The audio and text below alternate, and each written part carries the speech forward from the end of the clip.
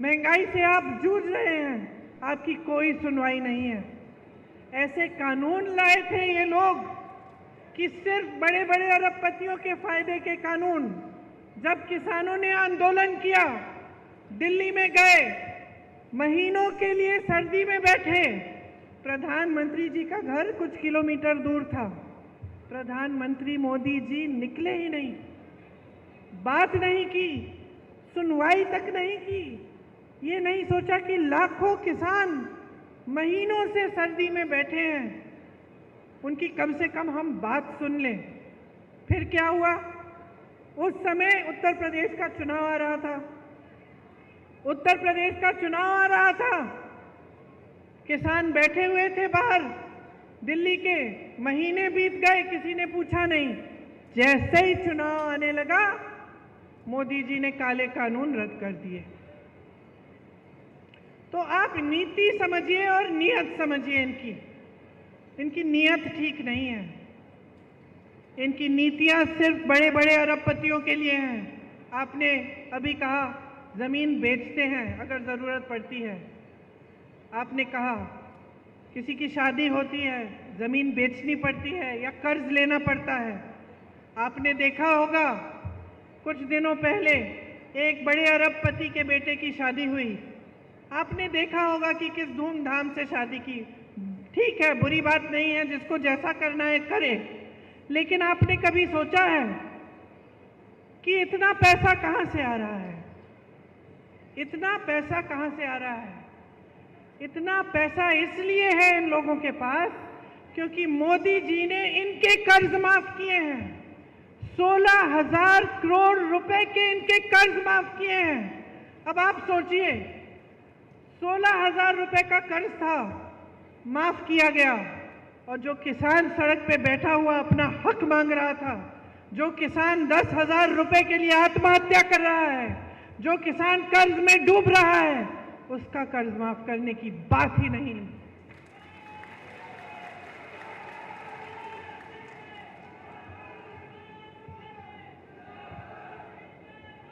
आपको सिर्फ ये दिखाया जाता है पूरी मीडिया में, टीवी पे, आप फोन खोलेंगे तो फोन पे आपको यही दिखाई देता है कि देश आगे बढ़ रहा है, तरक्की हो रही है, सब बहुत खुशहाल हैं।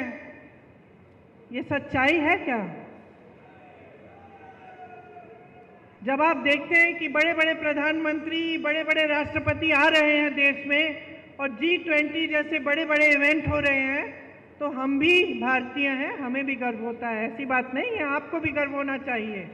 ठीक है, अच्छा है, लेकिन क्या इसका मतलब ये है कि इस देश की एक और असलियत नहीं है? इस देश की एक सच्चाई ये है कि इस देश का गरीब रोज सुबह शाम संघर्ष कर रहा है। इस देश की सच्चाई ये है कि आप जो यहाँ बैठे हैं, आपकी कहीं कोई सुनवाई नहीं हो रही है इस सरकार में। महंगाई बढ़ती चली जा रही है, बेरोजगारी बढ़ती चली जा रही है, और रोजगार देने के बजाय क्या कर रहे हैं? अग्निवीर जैसी स्कीम ला रहे हैं। राजस्थान ने, उत्तराखंड ने, हरियाणा ने, पंजाब ने, यूपी ने अपने बेटों को अब हमारे सरहद पे भेजा, शहीद होने के लिए भेजा। आज की बात नहीं है, पीढ़ियों से आप भेज रहे हैं।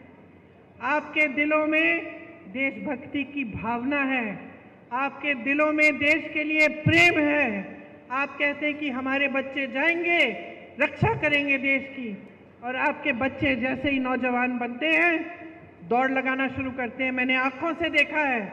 मैं जब गिरफ्तार हुई थी, किसानों का आंदोलन चल रहा था, मैं लखीमपुर खीरी में थी, यूपी में।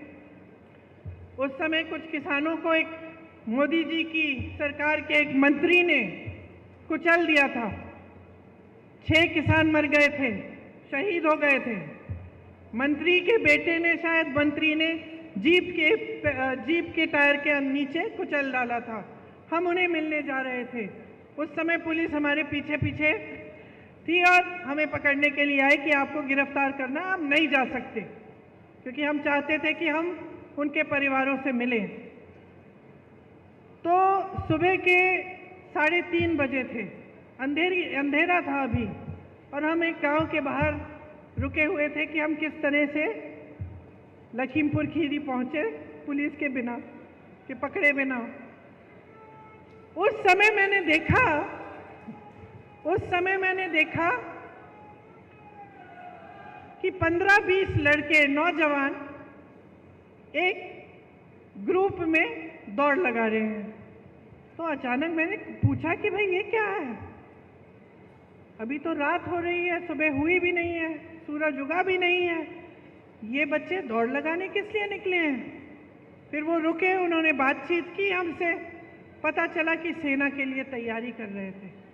इतने से थे, अभी तो उनकी उम्र भी नहीं आई थी सेना में भर्ती होने की, लेकिन तैयारी तब से कर रहे थे। क्या उम्मीदें होंगी उनकी, क्या आशाएं होंगी, दिल में कैसी भावना होगी देशभक्ति की, और ये भी भावना कि अपने माता पिता के लिए बड़े होकर हम कमाएंगे, एक स्थायी रोजगार मिलेगा, सेना में हम भर्ती होंगे, हमारे माता पिता को गर्व होगा और हम उनका देखभाल कर पाएंगे। ये भावना ये मोदी जी समझ ही नहीं पा रहे हैं। जो अग्निवीर जैसी स्कीम निकालते हैं वो ये भावना को समझ नहीं सकते। उन्होंने इन सब आशाओं को चूर चूर कर दिया, इन उम्मीदों को खत्म कर दिया। वो समझे नहीं कि सेना में भर्ती होने का मतलब क्या है नौजवानों के लिए और तमाम देश की जनता के लिए, समझ नहीं पाए। अब उन्होंने वही चीज़ चार सालों की कर ली। 4 सालों के लिए कौन करेगा? एक बच्चा आया हमारे पास मुंबई में, मेरे भाई की यात्रा थी, पास आया, रोने लगा, कहा कि आपको मालूम है 2 बार मैं भर्ती हो चुका हूँ, मेरा नाम आ चुका है सूची में, लेकिन हिम्मत नहीं हो रही है दीदी। 5 सालों के लिए हिम्मत नहीं हो रही है कि मैं ये काम करूं। पिताजी भी कह रहे हैं बेटा छोड़ दो, कोई फायदा नहीं है, 5 सालों के लिए तुम जाओगे, क्या पता क्या होगा, स्थायी तुम्हें रोजगार नहीं मिल रहा है, पूरे जीवन के लिए तुम कमा नहीं पाओगे, वापस आओगे तो क्या होगा। तो अब ये स्थिति हो गई है कि रोजगार बनाने के बजाय आप रोजगार घटा रहे हैं। खेती से रोजगार बनता था, आज खेती में कमाई नहीं बची।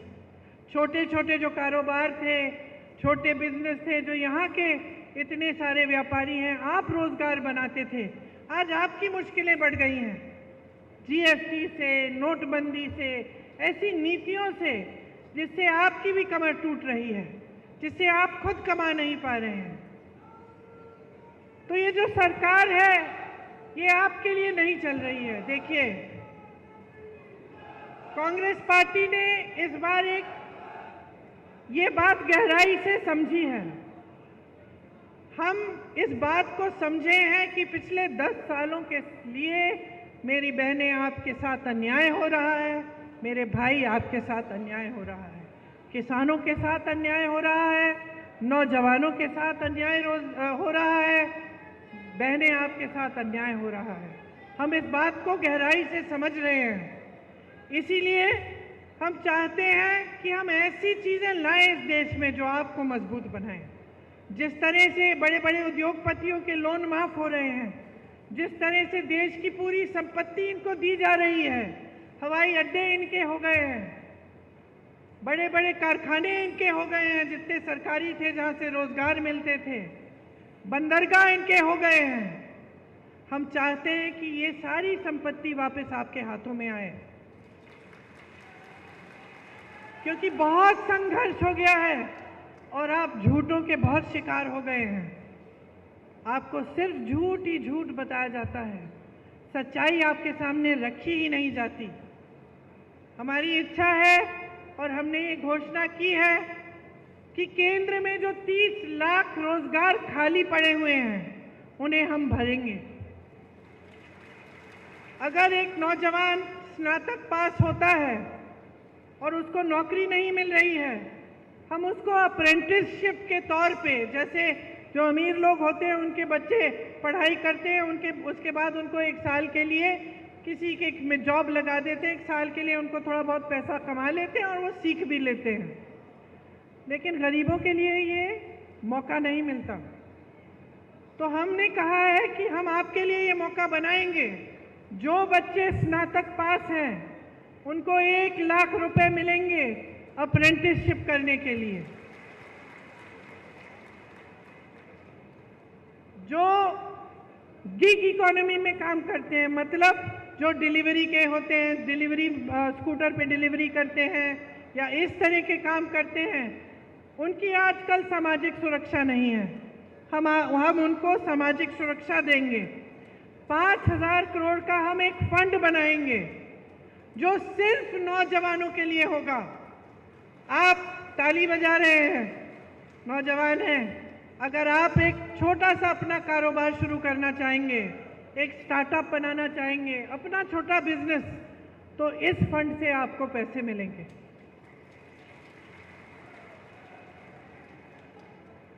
आपको मालूम है पेपर लीक की बड़ी समस्या है। गहलोत जी भी जानते हैं कि राजस्थान में भी पेपर लीक हुए थे और ये एक बड़ी समस्या पूरे देश में है, सिर्फ एक प्रदेश की समस्या नहीं है। और बहुत इसको रुकवाने की कोशिश चाहे कितना भी की होगी गहलोत जी ने, लेकिन फिर भी बार बार ये हो रहा था और पूरे देश में ये एक सिलसिला बन गया है कि जहाँ जहाँ आप इम्तिहान दे रहे हैं रोजगार के लिए, वो पेपर लीक हो रहे हैं, उनमें घोटाले हो रहे हैं, 20-20 लाख के लिए नौकरियां बिक रही हैं। तो इसको रोकने के लिए हम पूरे देश भर में एक कानून लागू करेंगे और एक सख्त कानून होगा। एक जॉब कैलेंडर निकालेंगे।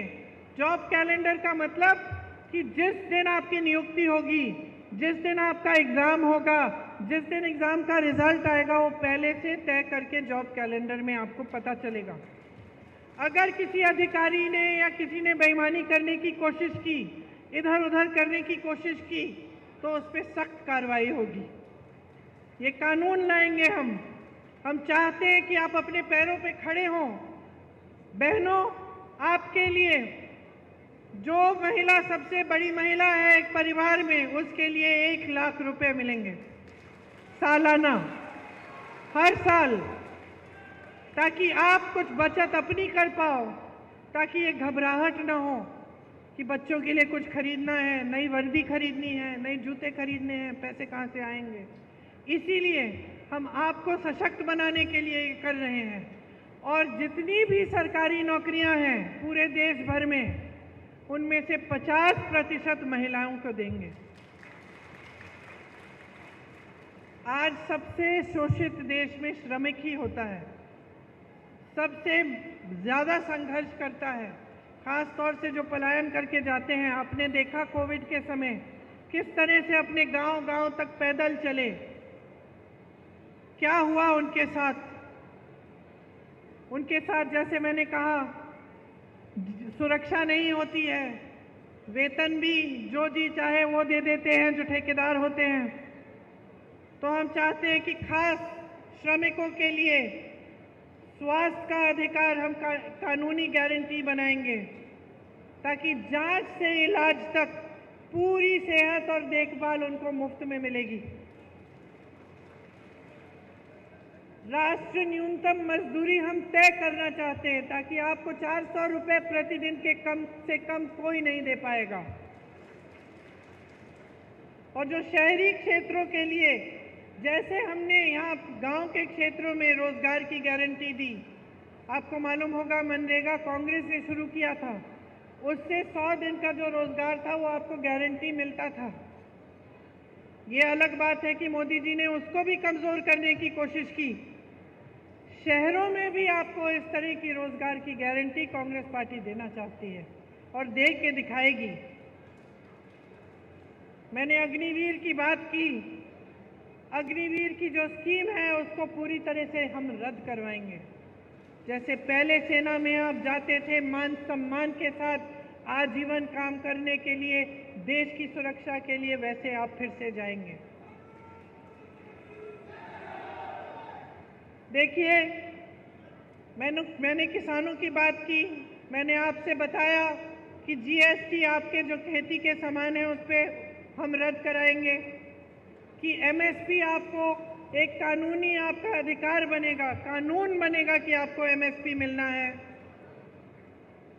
और जो आपका नुकसान होता है जब आपदा आती है, आपको उसका भुगतान अभी तक मिलता नहीं है। कभी कम मिलता है, कभी टाइम पे नहीं मिलता, कभी आप महीने इंतज़ार करते हैं, साल इंतज़ार करते हैं, नहीं मिलता। तो हम ऐसे नुकसान के भुगतान के लिए हम 30 दिनों की सीमा रखेंगे। 30 दिनों के अंदर अंदर पूरा भुगतान होगा। एक नई कृषि की आयात निर्यात की हम नीति लाएंगे। जो भूमिहीन हैं उनको ज़मीन वितरित करेंगे। ये सारी स्कीमें हम आपके लिए लाना चाहते हैं। अब आप जानते ही हैं कि यहाँ राजस्थान की सरकार थी तो आपके लिए कितने काम किए। आप जानते हैं कि कांग्रेस पार्टी ने जहाँ जहाँ गारंटी दी है वहाँ आज भी ये चीज़ें लागू हैं। हमने कहा था ओपीएस आप ओपीएस होगा, कर्नाटका में ओपीएस मिल रहा है, हिमाचल में मिल रहा है, छत्तीसगढ़ में जब हमारी सरकार थी मिल रहा था वहाँ पे। हमने कहा था महिलाओं को प्रति माह 2000 रुपये देंगे, कर्नाटका में आज मिल रहा है। हमने यही हिमाचल में कहा था कि 1500 रुपये प्रति माह मिलेगा, मिलना शुरू हो गया है। तो जो बातें हमने की हैं वो हमने करके दिखाई हैं। खोखली बातें नहीं हैं जैसे मोदी जी आपके सामने करते हैं कि 15 लाख आपके खाते में आ जाएंगे। अभी तक नहीं आए, 10 साल बीत गए हैं। कि 2 करोड़ रोजगार मिलेंगे और 10 सालों में बेरोजगारी इतनी बढ़ गई है कि 45 सालों में इतनी बेरोजगारी नहीं है। तो मोदी जी जो बात करते हैं आपसे वो खोखली बातें हो गई हैं। हो सकता है एक ज़माने में 10 साल पहले जब शुरू में उन्होंने की थी, हो सकता है उनकी भी इच्छा थी कि वो पूरी करेंगे, लेकिन अब वो इच्छा भी नहीं है। अब साफ साफ दिख रहा है कि सच्चाई को मानने के लिए तैयार ही नहीं है, कि इस देश के गरीब के संघर्ष को पहचानने के लिए तैयार नहीं है। भ्रष्टाचार की बातें करते हैं। शायद इस देश के इतिहास में पहली बार ऐसा हुआ होगा कि दो मुख्यमंत्रियों को जेल में डाल दिया भ्रष्टाचार के बहाने। सारे जितने भी विपक्ष के नेता हैं सब पे ईडी, सीबीआई, इनकम टैक्स एजेंसियां इतना दबाव डाल दिया भ्रष्टाचार कह के। और जब चाहते हैं कि कोई उनकी पार्टी में आ जाए तो अचानक वो भ्रष्टाचार की बातें खत्म हो जाती हैं। वही लोग जिनके खिलाफ ये आरोप लगाते हैं, मोदी जी मंच पे खड़े होकर कहते हैं कि ये हजारों करोड़ का घोटाला किया इन्होंने, वही लोग जिस दिन मोदी जी की पार्टी में शामिल हो जाते हैं उस दिन मोदी जी ये सब बोलना बंद करते हैं, केस धुल जाते हैं, भ्रष्ट नहीं रहते, वही लोग पाक हो जाते हैं। और सबसे बड़ा भ्रष्टाचार इनका क्या है? सबसे बड़ा भ्रष्टाचार आज सामने आया है जब सुप्रीम कोर्ट ने कहा कि जिसने किसी भी राजनीतिक दल को चंदा दिया है उसकी सूची निकाल के हमें दीजिए। तो क्या हुआ? पहले तो सूची मिली नहीं इनको। फिर जब फिर से कोर्ट ने बोला कि नहीं सूची दिखाइए हमें, तो सूची निकली और सूची में पता चला कि मोदी जी ने जितने भी भ्रष्ट व्यापारी हैं उनसे तो चंदा ली ही। वो जो पुल गिरा था गुजरात में, उससे जिसने वो पुल बनाया उससे चंदा ली। आप सोच सकते हैं कि ये जो कोविड की जो टीका लगा, आपको जो वैक्सीन लगी, उसको लगाने वाले से भी चंदा ली मोदी जी ने। सबसे ज्यादा चंदा मोदी जी ने ली। जो लॉटरी चलाते हैं उनसे भी ली, किसी को नहीं छोड़ा। सबसे या तो सबको ठेका दिया या किसी की पे एजेंसी लगा दी, चंदा ली, एजेंसी हटा दी। किसी को ठेका दे दिया कि तुम पुल बनाओ, तुम सुरंग बनाओ, तुम सड़क बनाओ, उसके लिए चंदा ले ली। तो इससे बड़ा भ्रष्टाचार कौन सा है? इससे बड़ा भ्रष्टाचार क्या है कि हजारों करोड़ रुपए आपने इस तरह से अन्य लोगों से ली। तो भ्रष्टाचार की जो बातें हैं वो भी इनकी खोखली हैं। कहते हैं यहाँ आकर कि मैं अकेला भ्रष्टाचार से लड़ रहा हूँ, पब्लिक से समर्थन मांगते हैं। सच्चाई नहीं है, भ्रष्टाचार से नहीं लड़ रहे हैं। ये सिर्फ विपक्षी दलों का मुंह बंद करना चाहते हैं। किसी भी बहाने किसी का घर ले लिया, किसी पे केस डाल दिया, किसी को जेल में डाल दिया। लेकिन मैं आपसे कहना चाहती हूं कि हम डरने वाले नहीं हैं।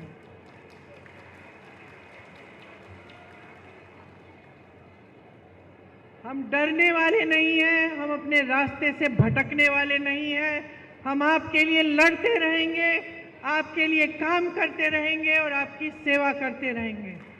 यही हमारा धर्म है और असली धर्म यही होता है। हर नेता का यही धर्म होना चाहिए। धर्म की बहुत बातें सुनते हैं आप, धर्म के नाम पे आपको बहकाया जाता है, लेकिन धर्म के नाम को जो अपनी सत्ता के लिए इस्तेमाल करता है वो धार्मिक नहीं होता है। धार्मिक इंसान वो होता है मेरी बहनें जो सेवा को समझता है, जो अपने पास वाले को, जो भाई बहनों की मदद करता है, जो सच्चाई बोलता है और जो धर्म का इस्तेमाल अपने लिए नहीं लेकिन लोगों की भलाई के लिए करता है। इसीलिए मैं खास आपसे आग्रह करने आई हूं आज कि इनकी बातों में मत पड़िए। बहुत हो चुका है। आपने 10 साल अपना अनुभव देखा है, आपने संघर्ष किया है। इस बार इस चुनाव में आपका वोट किसी एक नेता को नहीं मिलना चाहिए। आपका वोट अपने ही पक्ष में जाना चाहिए। आपका वोट अपने लिए लगना चाहिए, डलना चाहिए। अपने बारे में सोचिए। 10 साल गुजर गए हैं, आपके बच्चे बड़े हो रहे हैं, आप मेहनत से कमा के उनको पढ़ा रहे हैं, लिखा रहे हैं, रोजगार नहीं मिल रहा है, घोटाले हो रहे हैं, खेती में कमाई नहीं हो रही है, महंगाई बढ़ रही है। क्या 5 साल और आप ये चाहते हैं? आप ऐसी सरकार चाहते हैं जो ऊपर से ऐसे दिखे कि आपको सोने का कोई डब्बा दे रहा है, डब्बा खोला तो कुछ खाली है, सब कुछ खाली है, और खूब प्रचार के साथ ये कहा जा रहा है कि आपको दे रहे हैं, दे रहे हैं, दे रहे हैं। इस गलतफहमी में मत पड़िए। अगर आपको दिया होता तो आज ये आपकी परिस्थिति नहीं होती। अगर आपको सचमुच एक सरकार मिली होती जो आपके हित में काम कर रही होती तो आपकी आज ये परिस्थिति नहीं होती कि आप महंगाई से जूझ रहे हैं, कि आप गरीबी के दलदल में फंसे हुए हैं। आपको इस दलदल से निकलना है तो एक ऐसी सरकार लाइए जो आपके लिए काम करे, जो आपको गरीबी से निकाले। आपको मालूम नहीं होगा कि कांग्रेस की सरकार ने करोड़ों लोगों को गरीबी से निकाला और बीजेपी की ये जो सरकार है वापस उनको गरीबी में ढकेला है। तो आप समझिए इन बातों को गहराई से। मेरी तो यही आग्रह है कि ध्यान से आप हर चीज को समझिए, अपने जीवन को देखिए। तरक्की आई नहीं आई, तरक्की नहीं आई है 10 सालों में तो फिर से ये सरकार मत लाइए, क्योंकि कुछ बदलेगा नहीं। अगर आप बदलाव लाना चाहते हैं, अपने देश को सचमुच आगे बढ़ाना चाहते हैं, तो सबसे पहले आपको खुद आगे बढ़ना पड़ेगा। अगर आप अपने पैरों पे खड़े नहीं होंगे तो ये देश किसी G20 से, बड़े बड़े इवेंटों से आगे नहीं बढ़ सकता।